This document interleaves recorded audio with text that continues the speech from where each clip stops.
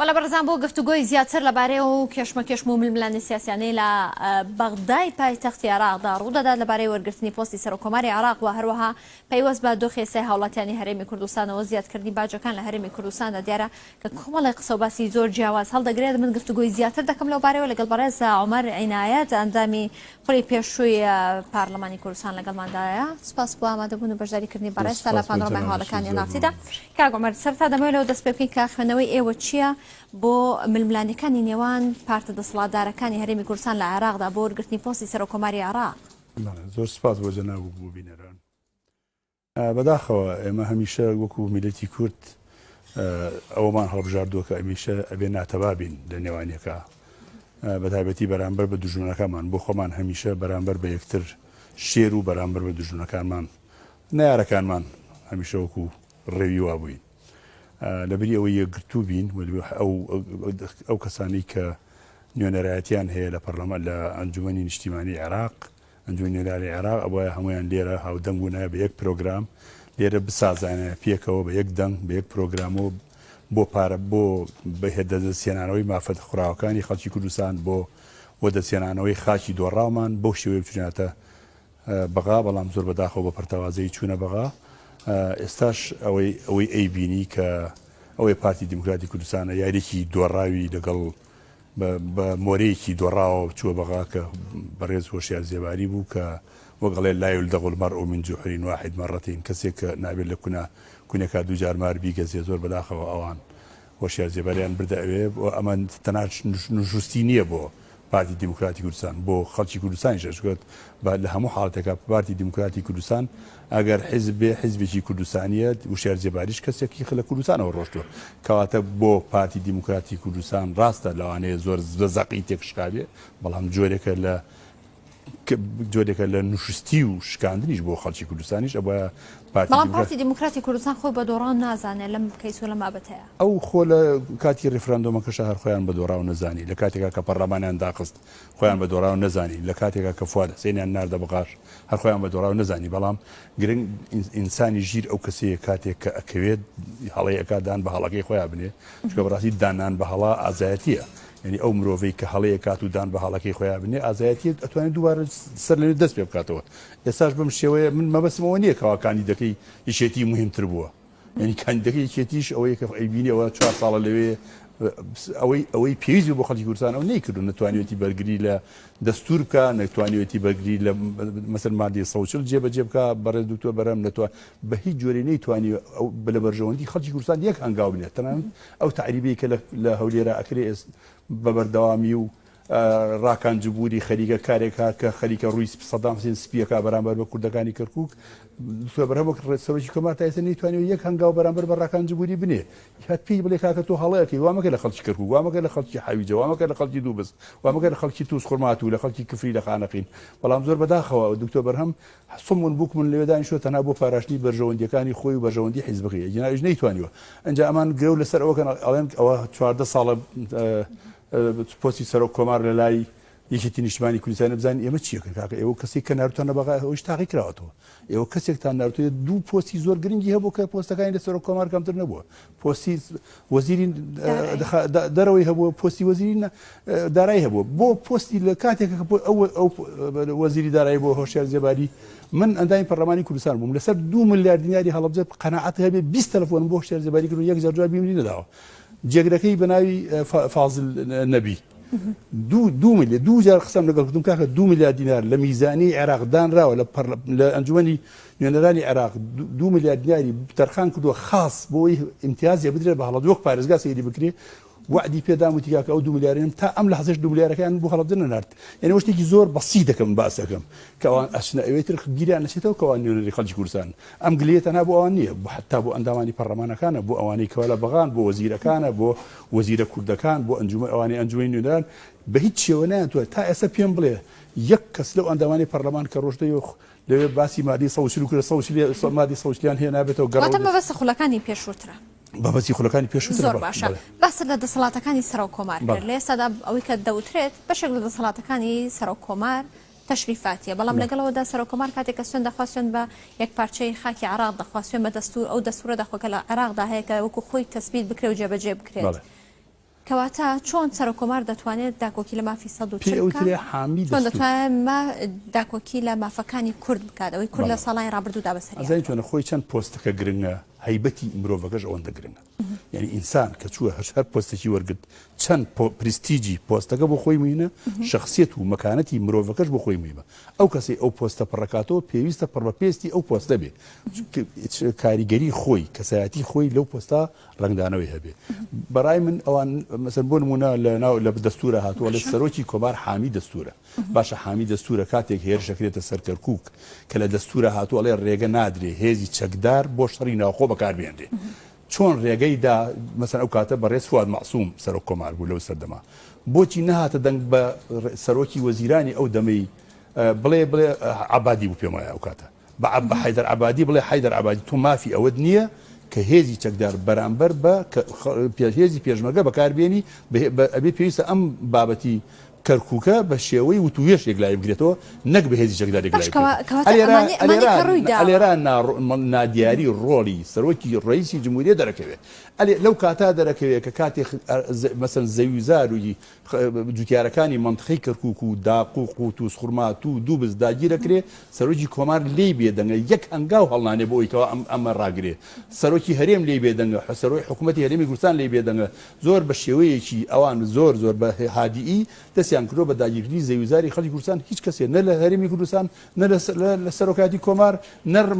نە وەزیرەکانمان نە ئەندام پەرلەمانەکان هەنگاوێک هەڵناگرن کەواتە ئێمە هێواش بارەو ئەمەلێکی تعریب بڕین تعریب ئەڕۆین کە تعریبەکە لە سەردەمی سەدام حوسێن خراپتر باش کەواتە کە ئەم دۆخە بەم شێوازەیە و لەگەڵەوەدا باس لەوە کرد دەسەڵاتەکان ناڕوونن دەسەڵاتی سەرۆک کۆمار کە لەلایەن کوردەوە بووە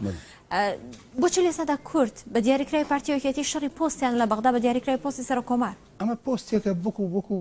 پرۆژەیەک وایە پرۆژەیەکی بازرگانی چۆنە پۆستی سەرۆک کۆماری بۆ ئەمان ئەین پرۆژێکی بازرگانیە دەستکەوتێکی زۆری هەیە بودجەیەکی زۆری هەیە میزانێکی زۆری لە بەدەسایە نەسرێکی زۆری لە بەدەسایە لە ڕووی مەسەن پەیوەندی نێودەوڵەتیەوە احتیمالە ئەو حیزبە زیاتر بێتە پێشەوە لە نفوزی ئەم حیزبە ئەگەر حیزب هەبێ لە کوردستانە نفوزی ئەم حیزبە ئەباتە لە ناو بەغا لەوانەیە کۆنتراکتینگ و مقاولاتی پێبا لەگەڵ علاقاتی دیبلۆماسی پێ زیاکە سوفەرای لەگەڵ علاقات لەگەڵ سوفەرەکانی خارجی زیاکە ئەمە بۆ بەرژەوەندی نەک بۆ بەرژەوەندی کورد ئەمە بۆ بەرژەوەندی حیزبەکە بەکارهێنرێت وەک تقریباً وەکو پرۆژەیەکی استثماری وەک پرۆژەیەکی وەکو بزنێسێک وایە بە تەسەووری من تا ئەم لەحزەیە وەکو بزنێسێ وا بووە ئیتر ئایا ئەم ڕێی زووەری کە دادێت ئایا بە هەمان ڕێچکە ئەڕوا یان ئەگۆڕێ ئەویان دیاریە بەڵام بە تەسەووری من تا ئەم لەحزەیە پۆستی سەرۆک کۆمار وەک بزنێس بەکار هاتووە یعنی من یەک نمونەی بەسیط بێنەوە باشترین سەرۆک کۆماری کورد کە لێ بووە بە حسابی هەموو خەڵکی کوردستان بەڕێز مام جەلال بوو ڕەحمەتی مام جەلال ڕەحمەتی مام جەلال 32 بە 32کەی کەرکووک ئەو داینە 32 بۆ تورکمان لە 32 بۆ عەرەب لە 32 بۆ کورد لە کاتێکا ڕێژەی کورد دوو ئەوەندەی عەرەب و دوو ئەوەندەی سێ ئەوەندەی تورکمانەکانیش بووە ئەمە بوو بە چی بوو بە عرف ئێستا لە کەرکووکە جگە لەوەی 32 بە 32کەش جێبەجێ ناکەن لە ڕێژەی کارمەندەکانی کورد لە کەرکووکە زۆر کەمترە لە عەرەبیش و لە تورکمانەکانیش یعنی بەسی دو بەسی دوکەی مام جەلالیش ڕازی بین هێشتا ئەوەش جێبەجێ ناکەن لەبەرەوە ئێمە بە شەڕ کەرکووکمان دۆڕانووە تەسەوور ناکەم بتوانین بە مفاوەزات و بە وتوێژ کەرکووک جارێکە بەدەستبێنین زۆر باشە پرسیاریشم دەبێت لەبارەیەوەی کە چۆن جارێکی دیکە ناوچەدا بڕەنراوەکان بخرێتەوە سەر هەرێمی کوردستان بەڵام دیارە ئەوەی کە لێسا دەباسی لێو دەکرێت پارتی دیموکراتی کوردستان کاندیدێکی دیکەی تۆمار کردووە ئەویش ڕێبەر ئەحمەدە بۆ پۆستی سەرۆک کۆماری عێراق و لەگەڵەوەدا دیارە هەرێکە لە چوارچێوەی هەماهەنگی لە بەغدا دەڵێن و یەکێتی نیشتیمانی کوردستانیش دەڵێن کە داوای حکوومەتی سازای نیشتیمانی دەکەن کە هەموو لایەنەکان پێکەوە تێدا بەشدار بێت سەرنجێوە چێ لەوبارەیەوە ئەدای چۆنە ئێستا مەسەرەن هەڵبژاردننی سەرۆک کۆمار بە ئامادەبوونی دوو لە سەرسەی ئەندامانی پەرلەمانی عێراق نەبێ جێبەجێ ناکرێ کەواتە ئەبێت دوو لە سەرسەی ئەندامان لە کۆی 325 کەس کەواتە 220 کەس بێت دەنگ بە يعني ئامادە بێ لە جەلسەکە ئەمەش بە سازان نەبێ نایەتەدی چونکی جەماعەتی مقتەدا 173 کورسیان هەیە جەماعەتی حەلبوسی 33 کورسیان هەیە یعنی بە هەمووی ناگاتە 180 ناگاتە 200 کورسی بە پارتی دیموکراتی کوردستانیشەوە بە هەندێک لایەنگیری کەشان کە ناگاتە 200 کورسی کەواتە ئەمان جەلسەی پەرلەمانیان بۆ تەشکیل نابێت لەبەرەوە بە هەموو شێوەیەک نە ئەمان ئەتوان سەرۆکی کۆمار دیاری بکەن بەبێ ئەوە بەبێ جەماعەتی وفاقی ئیتاری تەنسیقی نە ئیتاری تەنسیقیش ئەتوانێت بەبێ ئەم حلفەی کە لە نێوان جەماعەتی سەدیەکان و لە پارتی دیموکراتی کوردستان و سونیەکانە هەیە لەبەر ئەوە پێویستە هەماهنگی و تەوافق هەبێ بە تەسەووری من ئەم نوێنەرەیش کە پارتی دیموکراتی کوردستان دایناوە کە بەڕێز ڕێبەر ئەحمەد و وەزیری ناخۆیە ئەم دایناوە بە تەسەووری من بۆ مساومە و بۆ ڕێکەوتن و بۆ سازان ئەگەر مەبەستی ئەوە سەرۆکی کۆماری عێراق وەرگێ یان بەڕێز لێچیروان بارزانی دانا یان مەسعود بارزانیان تەرشیح کرد بۆ سەرۆکی کۆمار هەرچەندە ئەوەندەی من لیان تێگەیشت بووم لە ئەو بەرپرسانەی حیزبەکانی کوردستان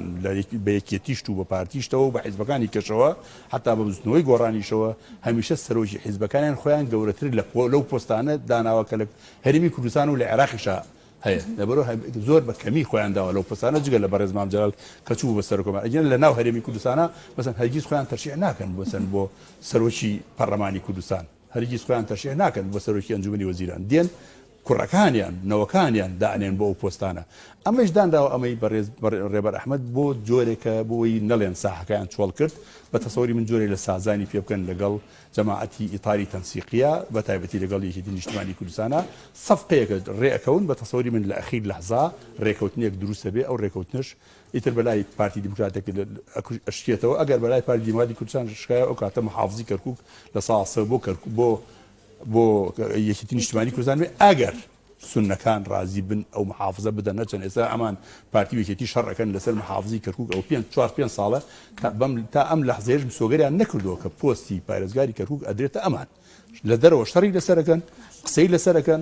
نزاعات هەیە نزاع هەیە بێنێن لەولا شۆ سۆگەریان نەکردووە کە ئەم پۆستە بۆ ئەوانە بێر ئەو ڕاکان جبووریەوە 4 ساڵە کەرکووکە با بەڕێوە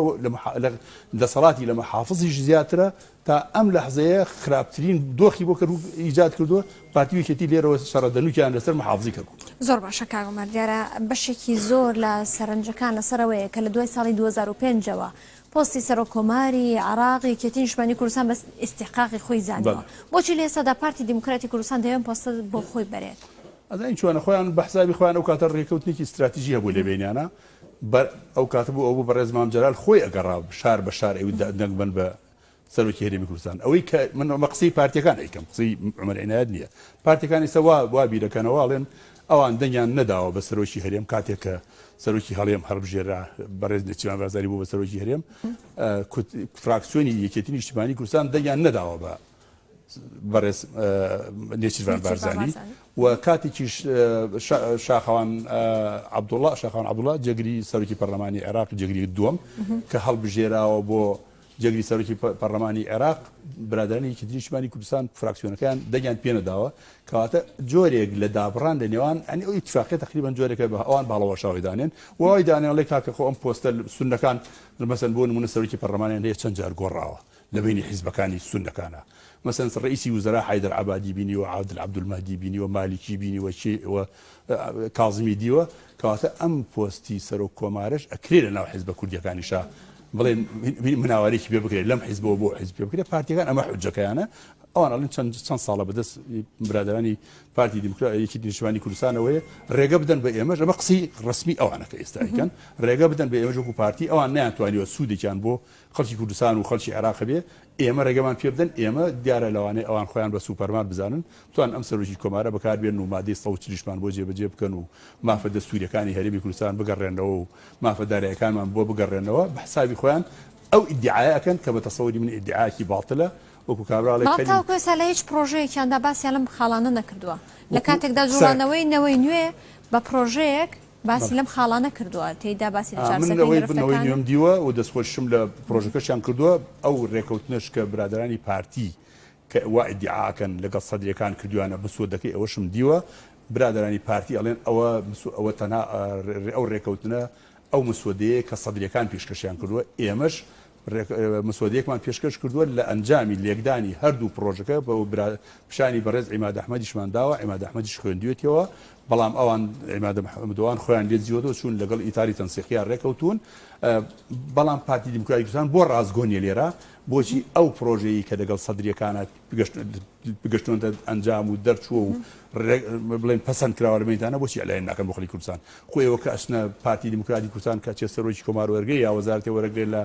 لە بەغا خۆ تەنها تەمسیلی پارتی دیموکراتی کوردستان ناکات نوێنەراتی خەڵکی کوردستان هەموویەکە لەبەرەوە پێویستە خەڵکی کوردستان ئاگادار بێت لەوەی ئەوان چۆن ڕێەکەون لەگەڵ سەدرەکانە ئەو مقتدا سەدرێکە خۆمانەوەزانی کەسێکی متەزەبزی بە کەسێکی متەزەبزی یعنی بە کوردیانی ڕاڕایە هەر دەمی لەسەر بەزمی ئەخوێنێ و ئەوش لە یاد نەچێت ئەمن تەنها نە سەدرەکان لێرە ئەم قەراری ئەخیرەدەن ئیتاری تەنسیقی ئەیدا نە پارتی ئەیدا نەیەکێتێتە ئەوەش ئەوە لە پشتی پەردەوە کەسێکی پێوترە جمهوری ئیسلامی ئێران کە بە تەسەووری من هەموو عێراق و ئیقلیمە لە ئێران حسابەکە کاتە بە دیاریکراوی لە سەدا ئەمە بە جەناب بڵێم لە ساڵی 2010 مەقالێکم نووسی عێراقستان لەسەر وەزنی خوزستان و بلوچستان یعنی عێراق ئێستا تقریبا وەکو بەشێک چاوی لێکا کە سەر بە ویلایەتی لە ویلایەتەکانی ئێران خۆی بێت کەواتە پێتان وایە لە ئێستادا هەژمونی وڵاتانی دراوسێ بە دیاریکراوی وڵاتی ئێران زاڵە بەسەر عێراقدا بەسەر سیاسەتەکانی عێراقدا و یەکلایکردنی پۆستی سەرۆکۆماریشدا هیچ گومانی تیان نییە حتا بەدەست بەسەر مەرجعیەتەکانیشە مەرجعیەتەکانیش کە چە مقتدا خۆی خەریکە بۆ ئاراستەی ڕابێتە مەرجعیەت وەکو سیستانی خۆی سێرەکە بە تەسەووری من قسەی ئەخیر ویلایەتی فەقیهەیەکە لە ئێرانە و لە قوم و تاران دانیشێ ئەوانن قسەی ئەخیر بۆ ئایندەی خەڵکی عێراقن و ئەمریکاش جۆرێک لە خۆگیلکردن و بڵێن خۆ چاوداخستنی پیشانەدار لەم کاتە بە جددی نەهاتۆتە ناوکە لەوانەیە لە پشتی پەردەوە ئەمریکاش قسەی خۆی هەبێ بۆی بەسەن هەموو سیاستەکانی ئێران لە عێراق جێبەجێ نەبێ و ئەگەر ئەمریکا نەبووە و چاسکردن ئەمریکا نەبووە بە تەواوی ئێستا ئەو سیاستەی لە جمهوری ئیسلامی ئێران جێبەجێ ئەکرا ئێستا لە ناو عێراق حتا بوردەکاریەکانیشی قانونەکانیشی حتا لەوانەیە ئێستا سیاسەتی بڵێن باڵا پۆشکردنی ئافرەتەکانیش لە هەرمی کوردستانە بۆ ئەو شتە بەسیتەکە من باسیەکەم ئەوش لە ناو عێراق پیادە ببووە ئەوەی کە ئەو جۆرە یاسا کۆمەڵایەتیانەشی کە لە ناو ئێرانە پەیڕەوەکرێ بە تەسەووری من لە ناو عێراقشا پەیڕەوە بکرێ بەڵام تا ئەم لەحزەیە ئێران لە بەرامبەر ئەمریکا تا حدێک وەستاوە تۆ ڕێگەی پێنادا هەر بۆ یادوەری بەڕێزشت من بهێنمەوە یادی بەڕێزی کاتی خۆی کە عێراق ئەمریکای انسحابی کرد ساڵی 2011 لە عێراق مەقالێکم نووسی عێراق لە دەمی گورگەوە بۆ دەمی شێر یعنی لە دەمی ئەمریکاوە بۆ دەمی ئێران بە تەسەووری من ئێستا عێراق ڕێک لەناو خوڕگی ئێران چۆن بیوێ سیاستەکەی حتا لەناو هەرێمی کوردستانە تەدەخولەکە بۆ دانانی وەزیرێکیش تورکیاش تەدەخولەکان هەر ئێران نیە تورکیاشێکە تورکیاکردنی گڵۆپی سەوزە لەلایەن ئەمریکا بۆ وڵاتانی دیکە بۆ نمونەوە تورکیا و ئێرانیش تەسەوور ناکەم بە خەڵکردنی گڵۆپی سەوز بێ بەڵام جۆرێک لە خەمساردی ئێران ئەمریکای پێوە دیارە بەڵام بەتایبەت دوای ئەوەی کەوا بێزاریان کرد و ویان لە حکوومەتی ئەمریکا کرد کە هێزە سەربازەکانی لە عێراقا بکشێنێتەوە تەنها هەندێک هێزی ڕایۆشکاری نەبێ هیچ شتێکی ئەوتۆی نەماوە لەناو عێراقا و لەگەڵ ئەو سەفارەتی کە لە ئەمریکا لەهینەیەتی زۆر باشە کاگەمەر دەمێ سەبارەت بە ڕۆڵی ئۆپۆزیسیۆن و هەروەها ڕۆڵی چوارچێوەی هەماهەنگی کە دەنگێکی جیاوازن لە عێراقدا ئێوە چی دەڵێن لەبارەی یعنی ئیتاری تەنسیقی مەقسەدە یعنی ئەوان وەکو ئۆپۆزیۆن بێنەوە من تەسەوور ناکەم لە عێراقا هیچ کەسێ لەوانە ڕازی بێ بۆ یەکو ئۆپۆزیۆن بمێنێتەوە بە شێوەیەک کێشی دەسەڵات کێشێکی بڵێن چەور و گەرمە بە تەسەووری من هیچ کەسێک بەجێ نایڵێ ئەگەر بێتە سەر ئەوەی حکوومەتی زۆرینی تەشکیل بێ من تەسەوورەکەم جۆرێ لە پێکاتان لەبینەوان گروپەکانی حەجی شعبی و هەندێک گروپی چەکداری کە هەیە لە دەروی حەج شعبی لەگەڵ سوپای عێراق و تەنانەت پریشتیشی بەرە و هەولێر و ئەوانەش بێ و جۆرێک لە خۆتەزانی ئەو درۆن وشتانێکەوە بەکارێن بۆ هەڕەشەکردن لە ئەگەر زۆر تۆخ بێتەوە احتیمالە درۆنەکان جاری کە بە ئاڕاستی هەولێر بەکار بێنێتەوە زۆر خەڵک دیاراوەی کە ڕێکەوتنەکەی نێوان جوڵانەوەی نەوەی نوێ و هەروەها ئینتیداب ئێوە لەبارەوە چی دەڵێن ئەوەش جۆرێکە لە دەنگ بەڵام ئەو دەنگی معارەزەی کە هەیە معارەزەیەکی بچووکە بێت لە ناو پەرلەمانی بەڵام ئەگەر بێت و ئیتاری تەنسیقیش بێ معارەزە و پاڵبن بە ئەو برادرانەی هاوپەیمانی لە پێوان لە پێناو ئەوەی نەوەی نوێ هاوپەیمانێکیان لە پێناو خەڵکە ئەگەر ئەوانیش پێکەوە یەک برن ئەو کاتە لەوانە معارەزێکی بەخۆدن بەس من تەسەوور ناکەم جگە لەو هاوپەیمانی لەناو خەڵکا کە ئێستا ئەعلانیان کردو کۆمەڵی خەڵکی مستەقیل و لەگەڵ نەوەی نوێ و لەگەڵ ئەو گروپی تراکە لەگەڵیانە لەگەڵ ئەوانە بە تەسەوری من تەسەور ناکەم ئیتاری تەنسیقی جەماعەتی مالیشی و جەماعەتی حەیدەر عەبادی و هادی عامری ئەوانە بە هیچ جۆرێ بەو لایەنە بڕۆن کە ببن بە معارەزە و بە هیچ جۆرێ دەفەی دەسەڵات بەجێ نایڵن بۆ سونیەکان و ئەو کاتە ئەبێتە تقریبا حکوومەتی سونیەکان و کورد و لەگەڵ مختەتە سەدر کە ئیدعای ئەوەکە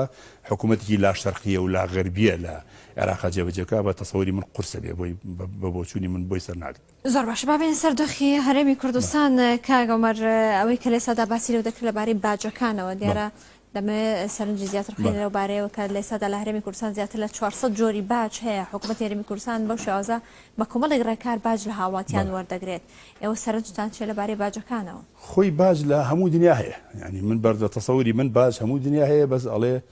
باج بە شێوەیەکە ئەبێت تۆ نەڵێ نەشی سوتێ و نەکەباب لانی کەمی بژێوی تاکی کۆمەلگای کوردی دابین بکەیت، مەسەرەن خێزانی کورد لانی کەمی بژێوی هەبێت، تۆ ئەو کاتە باجی بەسەرا دابسەپێنی بۆ نمونە تەئمینی سەحی هەبێ، بۆ نمونە تەئمینی ژیانی هەبێ، کارەبای بەردەوامی هەبێ، خەت خزمەت گوزارەکانی هەر هەمووی هەبێ و زائیدەن تۆ ئەو گەنجە کوردانەی کە تەمەنیان ئەگاتە سەر و 18 ساڵ تۆ لانی کەمی بژێوی ژیان بۆ ئەوانە دابینکەی ئەگەر شوێنێک هەبوو بۆ دامەزراردن دا بمەزرێنێ، یعنی هەلی کاریان بۆ بڕخسێنی، ئەگەر نەبوو ئەبێت تۆ مانگانەیەکیان بدەیتێ بۆی پێی بژین. ئەمە لای ئەو کەسانشی تەمەنیان ئەچێتە سەر و 63 ساڵەوە بە هەمان شێوە جۆرێ لە خانشینیان پێ بدرێ، ئەو کاتە تۆ ئەتوانی باج وەرگری لە خەڵک بەو شێوەیە کە پێویستە، بەو شێوەیە کە داعمی بودجەی هەرێمی کوردستان بکە. بەڵام تۆ لە کاتێکە باجی بۆ چییە؟ بۆ ئەوی خزمەت گوزاری هەبێ، سەرنجی خزمەت گوزاری مەسەن گواستنەوە بکە. تا ئێستا خزمەت گوزاری گواستنەوەی گشتی لە هەرێمی کوردستانە مطلقاً نییە، نە میترۆ هەیە، نە قیتار هەیە، نە پاسێکەیە ئەو کاتە بجاران پێمانەوە پاسی مەسلحە، نە ئەوە ماوە، نەهات بە هیچ جۆرێک شتێک نییە بە ناوی گواستنەوەی لە نێوان شارەکان و لە ناو شارەکانیشە ئەمە پێڵن گواستنەوە. هەندێک دەڵێن هۆکاری نەبوونی بەشێک لەو خزمەت گوزاریان بۆ نمونە شەمەندەفەر دەگەڕێتەوە بۆ هەڵکەوتەی جوگرافی و لەمای ڕابردوودا ئیدعایەوە کرا کە حکوومەتی هەرێمی کوردستان هێڵی شەمەندەفەر دروست دەکات. ئێستا بڕۆرە ئەوروپا، بڕۆرە مەجار، بچۆرە هەرچی وڵاتانی ئەوروپا بگەڕێ خۆ هەموو منطقەی شاخاویە. ئەمە چ معنە قسەیەکە؟ یعنی چۆن شەمەندەفەر بۆ دروست نەکراوە تەنها بەسەر جادەی تەخدا بڕۆ، بە تەناڵی بۆ دروستەکەی و بەناو تونێل هەڕۆ. خۆی ئێمە مهندسی نەگەر هیچ کەس شارەزانە بێ مەرە بابەتەوە شارەزای لەبەرەوە ناوە حجێکی هی نییە. خۆشان وا ئیدعاکەن. ئێستا وەکو جەنابەت باست کردەوە بینیمان وەزیریەکەی گۆڕان بە ڕێز کاکدانا بڵێن مزەکەرێکی تەفاهمی لەگەڵ کۆمپانیایکی ئەڵمانی واژۆ کردووە بۆ ئەوەی هێڵی شەمەندەفەر بێنێتەوە. ئەمە تەنها بۆی خۆڵکردنە چاوی خەڵکە یان بە فعلی ئەمە ئەیتێتە بواری جێبەجێکردن لەم چەند مانگی داهاتوە ئەومان بۆ دەرەکەوێت ئەمە خۆڵکردنە چاوی خەڵکە. ئەمە مەسەن بواری دەمێت سەرنجتان لەسەرەوە وەرگرم یاخۆت ڕای بەڕێستان لەسەرەوە وەرگرم کە بەڕێستان وەکەوەی کە دەتوانم بڵێم ئەندازیاری ڕێگاڵبانن و لەگەڵ ئەودا سەرنجی ئەو چ لەبارەی ڕێگاڵبانەکانی هەرێمی کوردستان باسیەوە دۆ بکەم ئێستا ڕۆژ نییە هاوڵاتیان تووشی ڕووداوی هاتوو چۆن لە بنیاخۆ بەهۆی ڕێگاڵبانەکان و قوربانی لێ نەکەوێتەوە. ڕێگا هەیە لە ڕۆژێکدا چەند ڕووداوێکی هاتوچۆی تێدا ڕوودەدات و قوربانی و یان لە دەزاین تێدات. من هەر نمونەیەکی بەسیط بۆ جەناب بێنمەوە لە ساڵی 2010 دەستکا بە 27 کیلۆمەتر جادەی هەڵەبجە ساڵی 2007 یعنی بە 10 ساڵ عفوان 2019 بە 9 ساڵ تواندا 27 کیلۆمەتر جادە دروست بکە. جادەی کەلار سلێمانی جادەی کەلار دەربەنی خان، جادەی دەربەنی خان سلێمانی، جادەی کەلار کفری، جادەی نێوان ڕانیە بۆ دوکان، جادەی نێوان هەولێر بۆ دوهۆک، ئەمانە کۆمەڵە جادەیەکن. جادەی نێوان پێنجوێن عفوان پێنجوێن بۆ سەیسایق، ئەمە کۆمەڵە جادەیەکی حەیویە کە پێویستە حکوومەتی هەرێمی کوردستان زۆر بەجددی کاری لەسەر بکە. بەڵام خزمەت گوزاری ڕێگاوبان من ناڵم سفرە، بەڵام کەمتر لە 150 پێویست خزمەت گوزاری ڕێگاوبان هەیە لە هەرێمی کوردستانە. مەسەن تۆ ئەوە سەیری ئەوە بکە، مەسەن بۆ نمونە ئەمە بواری ڕێگاوبان ئەچینە سەر بواری مەسەن بەنداوەکان. تۆ ئێستا پێویستە لە هەرێمی کوردستانە بەپێی ئەوانەی من ئاگادارم زیاتر لە 100 بەنداو دروست بکرێ. تۆ جارێکە لێرەوە هەر دەبێت پەنابریتەوە بۆ حکوومەتی ناوەندی، بۆ پاراستنی سنوورەکان پەنا بۆ حکوومەتی ناوەندیە بی، بۆ بوجە پەنا بۆ حکوومەتی ناوەندیە بی، بۆ دروستکردنی بەندا و پەنا بۆ حکوومەتی ناوەندیە بی، بۆ ئاسمان و بۆ فڕەکەوانی پەنا بۆ حکوومەتی ناوەندی بی. ئەمە چ جۆرە حکوومەتێک سەیری خزمەت گوزاری بانقەکان بکە. من ئەمڕۆ لە بانقێ بووم بۆ معلوماتی بەرز هەر بە عەمدی چوومە بانقەکەوە، مجموعەیە خانشینم دیوە موچەی مانگی 12 وەرنەگرتووە. ئێستا مانگی چەندە؟ ئێستا مانگی 2. هێشتا موچەی مانگی 12 وەرنەگرتووە. ڕۆشتم لێم پرسیمتم بۆچی بوچتان وەرنەگرتووە؟ وتی وەڵا ئەوە 4 ڕۆژە لەسەر یەکێنین ئەڵێ کاکە سعات 8 دێین تاوەکو 11 لە 11 لە پارە نەهاتوو بگەڕێ بچنەوە. ئەمە خزمەت گوزاری بانکی ئەکرێ ئێستا بڵێ بە بانقانە بوترێ بانک یان وەکو ئەمین سندوقێکدان راون مەبلەغی پارەیان بووی و دابەشەکرێ ینی پرۆسی بانکی لە بانکەکانی حکوومەتی هەرێمی کوردستانە نەماوە بە هیچ جۆرێ یعنی خەڵک ناچێت سەرمایە خۆی دابنێ و لێ ئیسیسمار بکە یا بە لە تەوفیرە دایبنێ یا هەرسی و لە حرەکەت پێ بکات لە ناو بانکان ئەمە نەماوە لە ناو بانکانە تەنها بانکەکان ئیشیان چییە بوجە دابەشەکەن خۆ دایرێکیش توانێت بوجە دابەشکە باشکەواتە تۆ بەڕێزت ئاماژە بۆ کرد کە ئەوەی دەوترێت قەزمەوەیە ئەم خزمەت گوزاریانە کە نییە ئیتر تۆ کە باز لە پای چی وەرەگری دوایەوە تۆ گەورەترین کۆمپانیەکان کە هەتا لە هەرێمی کوردستانە و باز نادەن بە حکوومەتی هەرێمی کوردستان کۆمپانیای نەوتەکان بە جۆرە جۆرەکانی ئەفاکرێن ئەوانەی ماوادێنن لە دەرەوە ئەفاکرێن ئەوانەی سیارە ئیسیرا دەکەن بایپاسێکیان بۆ ئەکەن و ئەفاکرێن ئیتر تۆ ئەبێت چۆن ڕوود بێداوای باز بکەی لە نادیەکی شەوانە دانیشتوی لە نووسراوە لە سادە خزمەتی بۆ نمونە هەموو نادیەکان وای لێ هاتووە لە سادەی خزمەتی گوزاری چوتە سەر نادیەکانیش مەطعەمە ڕاقیەکان ئەوانە هەرەمەردەمە بێنەوە سەرەوەی کە موچەخۆران یاخود خانە نوشینان بەڕێزت باست لەوە کرد کە موچەی مانگی 12 ساڵی ڕابردوویان ئەمڕۆ خۆم لێ بوو هەر ئەمڕۆ قسەی ئەمڕۆیە ئێستا بۆ جەناب دەکەم حتا تەلەفۆنم کرد بۆ بەڕێزێک لەم ئێنارتیە پێم وتم کاکە ئەو خەبەریان پێ بڵێن یعنی معقول نییە تا ئێستا خەڵک بەوا خەریکە موچەی مانگی یەک هەندێک دایرەوەی لێگرێوە نیە بەڵام تا ئەم لەحزەیە موچەی مانگی 12 خانیشتەکان نەدراوە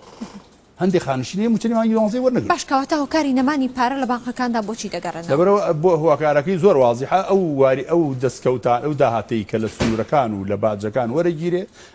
بۆکو خۆیان مەخۆ قسەی ئێمە نیە قسەی ئەندام پەرلەمانەکانی خۆیانە پارتی بەرامبەر بە یەکێتی بەرامبەر پارتی لەسەر تەلەڤیزیۆنەکانی خۆیان بیبینن ئەڵێ ئەو داهاتەی کە وەرەگیرێ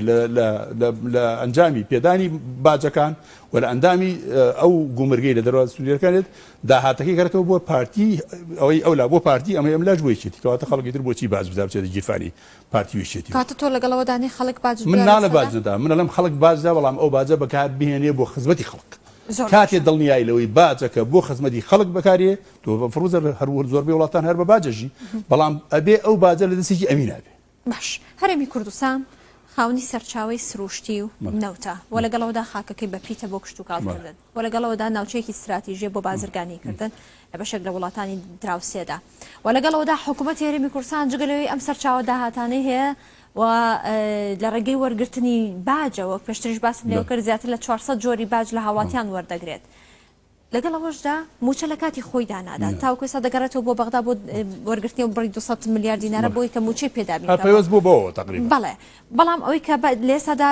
تێبینی لەسرە حکوومەتی هەرێمی کوردستان 25 موچەی فەرمانبەرانی هەرێمی کوردستان قەرزدارە و داوای ئەو پێشینانە دەکاتەوە لە خەڵکو لە فەرمانبەران کە لە ڕابردوودا لێ وەرگرتوون جاوا وەکو بڵێ ئەوەی خۆم بۆ خۆم ئەوەی تۆش خۆم ینی بە خەڵکی کوردستان واڵێ تۆ مثلا من پارەم لای تویە پارەکەی تۆ نادەمەوە بەس تۆ پارێکی کەم من تۆ پارێکی کەم لای منە بێ من پارەکەی تۆ بدەمەوە ئەمە ستەمێکی کە زای ئەمە چی وەکو چی لێ هاتووە من شتێکی شیخۆفم خوێندەوە لەم ڕۆژانە مثلا لە شیخۆف کارەکەرێکی بێ کارەکەرەکەی پارەی دوومانی لەلایە بێ ئەڵێ تۆ من پارەی دوومانی تۆم لەلایە بانیەکە لە بۆ داوای ناکەی ئەڵێ وەڵاهی بڵێم چی تۆ خۆت کەویستە پارەکەمە دێتی ئەویش دەڵێ باشە بەسەر چاو 80 ڕۆبڵێ 80 ڕۆبڵەکە دێنێ کە یەختی دەستەکە بە گیرفانی ئەڵێ نەخێر 80 ڕۆبڵ نییە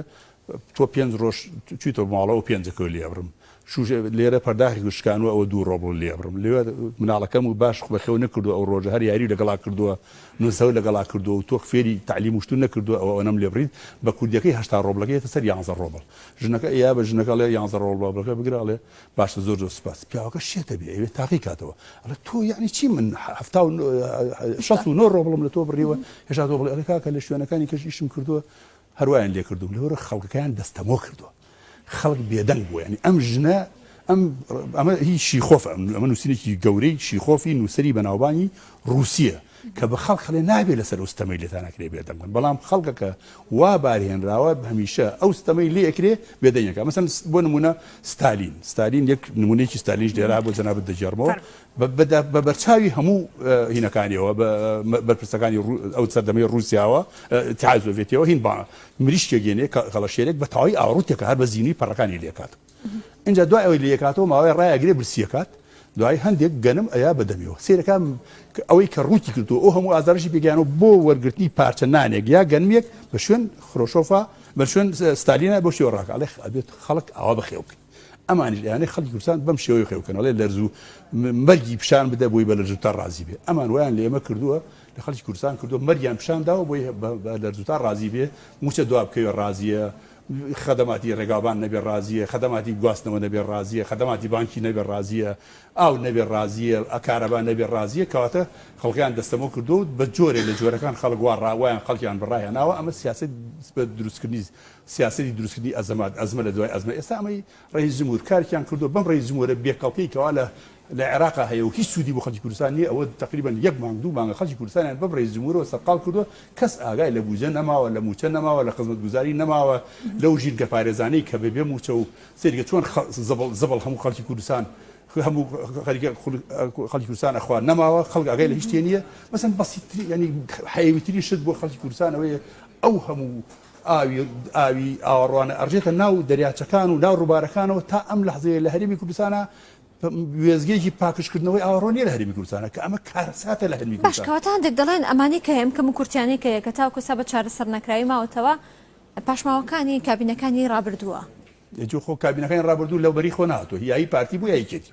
یعنی هەر دوو حیزبیە خۆیتە یان شێرە یان خەتە یعنی بە ئێمە هەرچی بڵین ئەمان ئەگەر بایەک شتی کەشی بە جەنابەت بڵێ بۆ بینەرەکانی ئەوەش بڵێم لەسەر هەرچی ناکۆک بن بۆ دەستکەوت و بەشکردنی بەرژەوەندەکانی خۆیان ڕێکن ئەمانە بێ گومان بە لە ئەخیرا لە چووە بەرژەوەندێکی وای نەوتی و گازی لە بینیانایە تووا تەسەور نەکەی لەسەر سەرۆک کۆماری ئەمانە ڕێ بێ بە شەڕیان و بێبێتەوە بە ئیداری وان شتیوان نابێ بە هیچ جۆرێ چۆن دژمنەکانی کورد تورکیا و عێراق و سووریا و ئێران لەسەر هەرچی ناکۆک بن دژ بە بەرژەوەندەکانی کورد ڕێکن ئەمانیش لەسەر هەر شتێر ناڕێک بن ئەخیرەن بۆ بەشکردنی شێکی دەستکەوتەکان و کێکی دەسەڵاتی خۆیان ئەوان هەمیشە ڕێکەون. زۆر باشە بابێن سەر یاسای چاکسازی پرۆژه یاسای چاکسازی کە پرۆژه یاسا بوو دواتر کرا بە یاسا و دەنگی لەسەردرا دەبوو بچێتە بواری جێبەجێکردنەوە هەندێک دەڵێن بەشێک لە